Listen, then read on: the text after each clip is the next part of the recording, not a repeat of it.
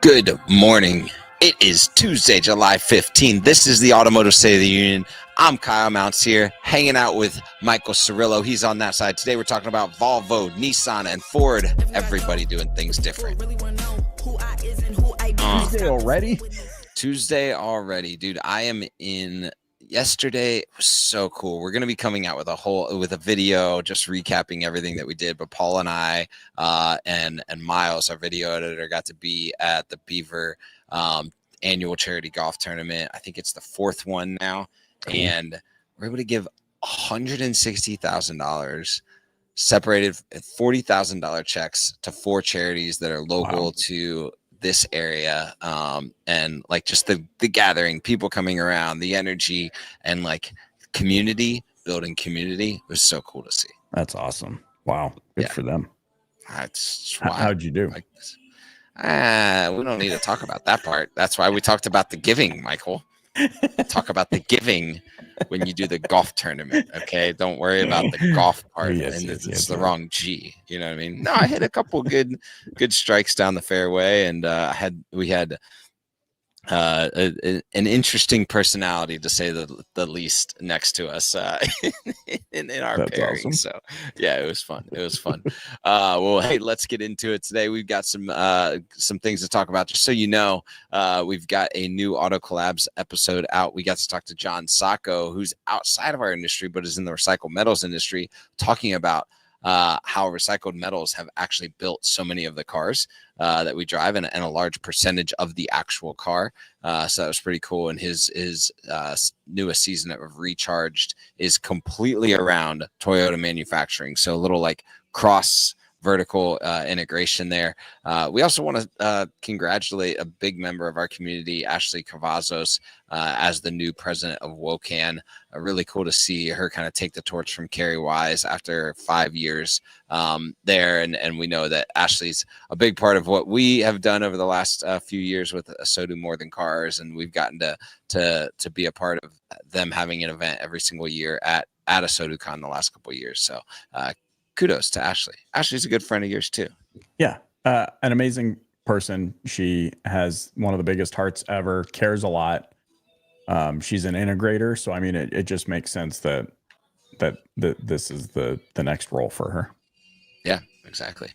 All right, let's get into it. We got news to talk about. Nissan's $500 million investment to build 5 EVs in Canton has stalled, like screeching halt, amid political uncertainty and loss of U.S. tax credits. The automaker is now eyeing SUVs and pickups to keep the lights on. So they're going the opposite direction. They're pivoting to body-on-frame vehicles, potentially doubling Canton's output with models like the Armada and the QX80 with Infiniti. A return of the rugged Xterra is also on the table, this time as a hybrid SUV, riding on top of the Frontier's truck platform. The shift could revive a plant running at half capacity and counter the rising tariffs on imports from Japan. They're even exploring a what-if collaboration with Honda to build pickups, but one source a pie in the sky at this stage.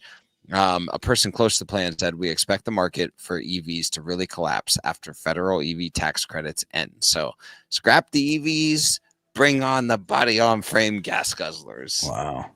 I feel like we're in that time period that we see in the movies where it's like interviews with people that say stuff, and then now we're in that post-apocalyptic world where we realize how either right or wrong they were. Yeah. What my favorite about this is, I feel like you could do, there's interviews after like the fire at the apartment, and like, the person that doesn't belong on the interviews in the interview, and they're like, there was a fire. It was scary, and they just turn around. It's like, well, there were EVs. And now we got trucks. It's like, that's all it is. That's just the whole interview. It's kind of a wild scenario. Speaking of trucks, it's a tough one to crack too, because it's like, well, on one, you're sitting.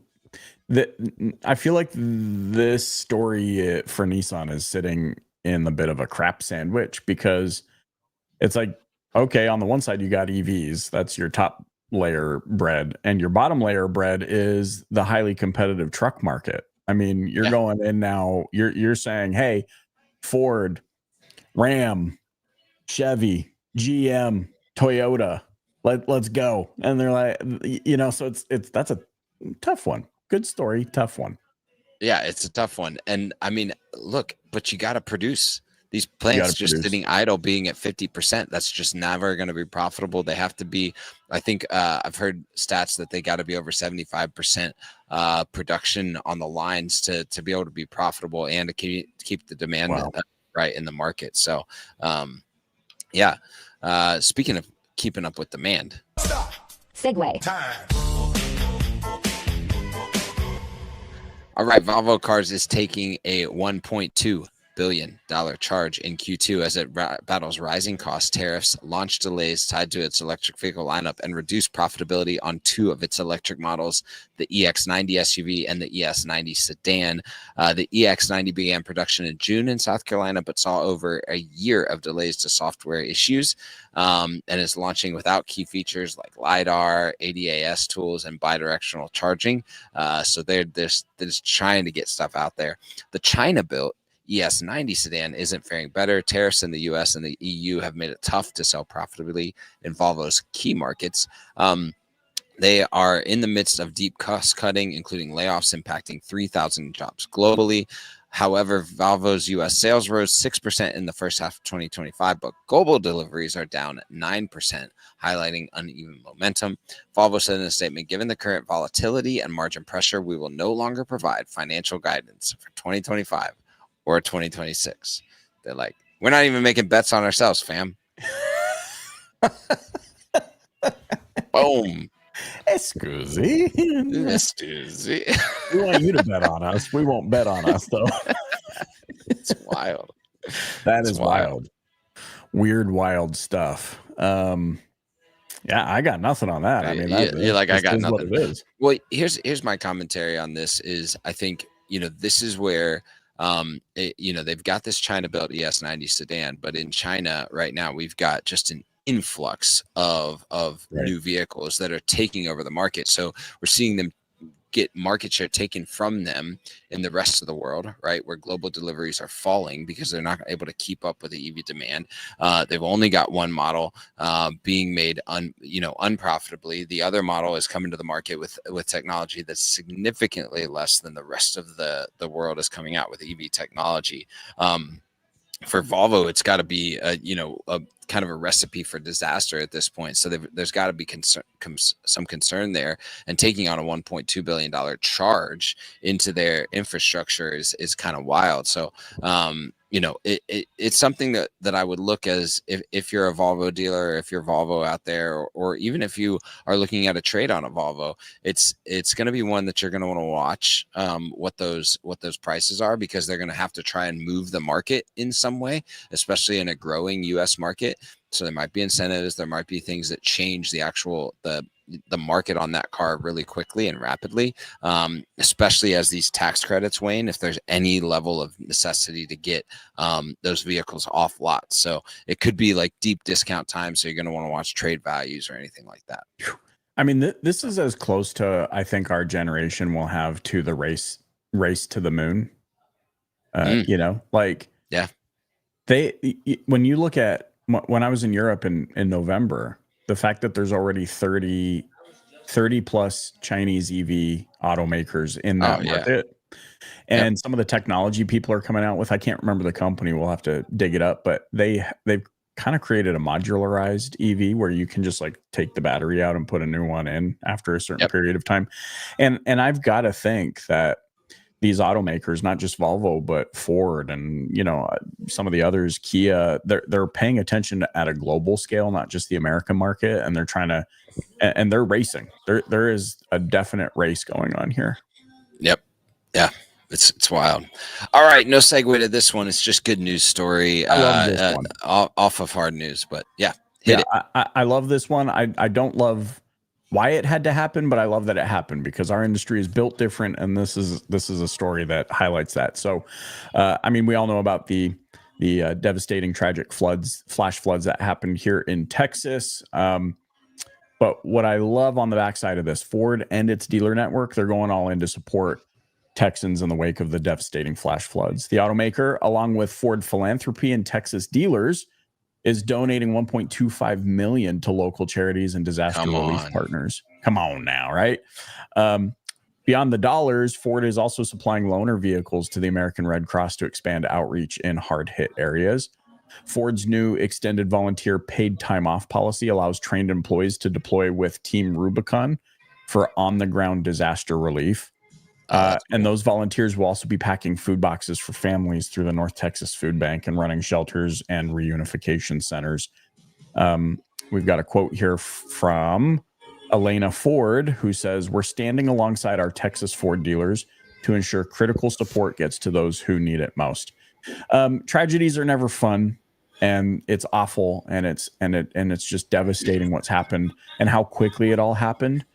But the silver lining is watching communities come together and pull together, people taking time off work, people volunteering, people showing their support in any which way that they can, I think is really inspiring. And it's a testament to me that human spirit, that goodness still is there despite all of the narrative that might be out there. And I mean, kudos to Ford for putting this together and helping with this. Well, first of all, Ford in Texas, it only makes sense for them to really, really lean in just because it's a heavy market for them. But this is what I think is really important. And for any organization or business that's thinking about their philanthropic activities is your preparedness for that. Like, right. Ford was just ready to kind of like take this and boomerang right back into it, right? They already have extended volunteer paid time off. They've already got this Team Rubicon that's set up for on-the-ground disaster relief. They already have Ford Philanthropy, a dealer network that's prepared to do this. How are you preparing with your community, around your community, your people, your paid time off policies, your banking money to make sure that you can support your community in its time of need? Like, these are all things that any business can be doing at whatever scale you have. It's not at $1.25 million, in bank, but at whatever scale you have, to make sure that you're ready to deploy in your community coverage for life's events that just stink, right? And I think this is where dealers, since we are literally in the fabric of every single community, can be prepared with policies, with training, with opportunities for our employees to give back, so that you don't have to, in the heat of the moment, make rash decisions that either maybe don't make sense, or out of fear of not having abundance, like create abundance in your time off policies, in your savings, and in the way that you operate your business, so that when the time comes, because it will, because disaster strikes, you're ready to deploy. I love how you put that. I mean, I don't really have anything to add other than to just underline that it's not about even the money. It's all of us have time. All of us can do good. It's available to doing good is available to every single person on the planet, regardless of their financial circumstances. And so I love that urge you give to be prepared. Yeah. Well, hey, roll the music. That's good for today. Some good stories, some tough stories. Go do good recklessly, because it doesn't matter what business you're in. If you do that, promise it'll be successful.